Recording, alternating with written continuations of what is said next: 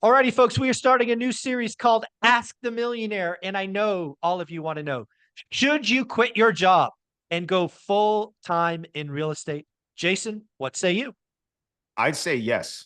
I think you should go, quit your job, burn the boats. That was my experience, and I would not be as successful as I am today if I had gone another route. I want to unpack that because, again, a lot of people are hearing this, probably just fell out of their chairs.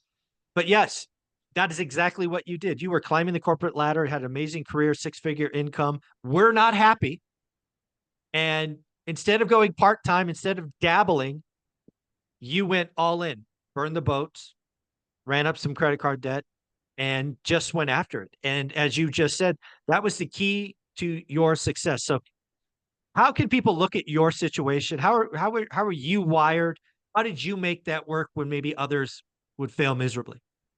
So for me, the reason why my answer is yes, Zuber, is I'm the type of person that operates well under pressure, and so I have to sometimes when you're making a big shift like that, when you have that back against the wall moment and there is not a plan B, you're not operating with the safety net. I tend to rise to the occasion in those type of situations. And I know that had I been 1 foot in, 1 foot out, part-time real estate while I'm working a W-2 job, it would have been too easy for me to just tell myself that real estate wasn't for me because there were so many failures that I experienced at the beginning, right? And so when I was in a position where I had to make things work, at least that's what I had going on in my head. I just rise to the occasion and we had to make things happen, man. And so that's why I think not having a plan B worked very well for me. Yeah, not having a plan B it can work and it can work great. I mean, you're on my Mount Rushmore of real estate investors, so clearly it worked spectacularly Yeah, for you and myself and my entire audience. We get to speak. You're actually in my second book, 15 Conversations with that's Real right. Estate Millionaires, because the story is so powerful. But I think you said something very important. You're wired, right? You had a sales career. You're wired for pressure, Yep. right? The higher the pressure, the better Jason performs. You get after it. You don't give up. You don't complain. You have to understand that you're unique, right? I mean, Correct. Yeah. not everybody's wired that way, right?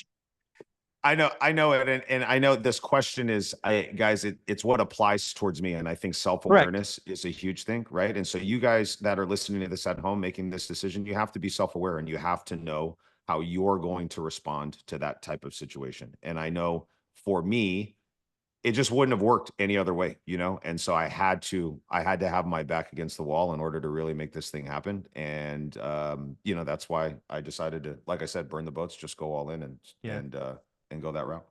The last thing I'm reminded of when I talk to you about this is some folks are interested and some folks are committed, Yeah. right? I think there's a lot of folks that are interested and kind of like you said, 1 foot in, 1 foot out. They're buzzing around, they're at the events, they're buying the books, they're doing the this and the that, but nothing. And then there's the folks like yourself that are committed that don't have a plan B. One of those just produces more action. And I think if you have more action, there's more results. Now, in your case, It the it does, results are and it amazing.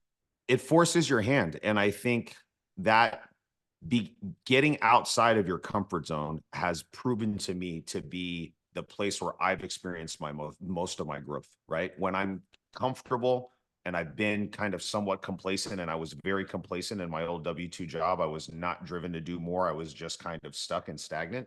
I didn't experience any growth. And every single time, quitting my job was just one example of me getting outside of my comfort zone, but I've constantly put myself outside of that, right? And that's where the most growth has happened. Now, there's a time where you can get reckless, right? So if your comfort zone ends here, here is, I'll call it the danger zone. Once you get past this point, you're just being crazy and you're operating recklessly, right? And so you have to stay in that little space where you're outside of your comfort zone, but you don't start making silly decisions. And then that's where I think the real magic happens. And the people that you just mentioned right now that just kind of go to the events, they get stuck in that education space. They trick themselves into thinking that they're really doing something when they're not really moving the needle. They're stuck here. They're not really outside of that comfort zone yet. And so for me, I had to operate without a safety net. That's how I always say it. It's like no safety net. And that's where the magic happened for me. Folks, at the end of the day, words of wisdom from Mr. Jason Pritchard: know thyself. Some of you burn the boat, all in, no safety net. Others, there might be a different way, but for Jason, That's right. no safety net. Jason, you put out a lot of amazing content. You did an event, Deal Champs. It was amazing. Where can people find you? JasonPritchard.com, guys, is the best place to go to get free resources, connect with me and my team, and then follow me on either Instagram or Facebook. We share lots of the good, the bad. We're very authentic with how we're, putting out our content. We want you guys to know everything that's going on in our business. And so if you want to see some behind the scenes stuff, check that out too. Thank you, buddy.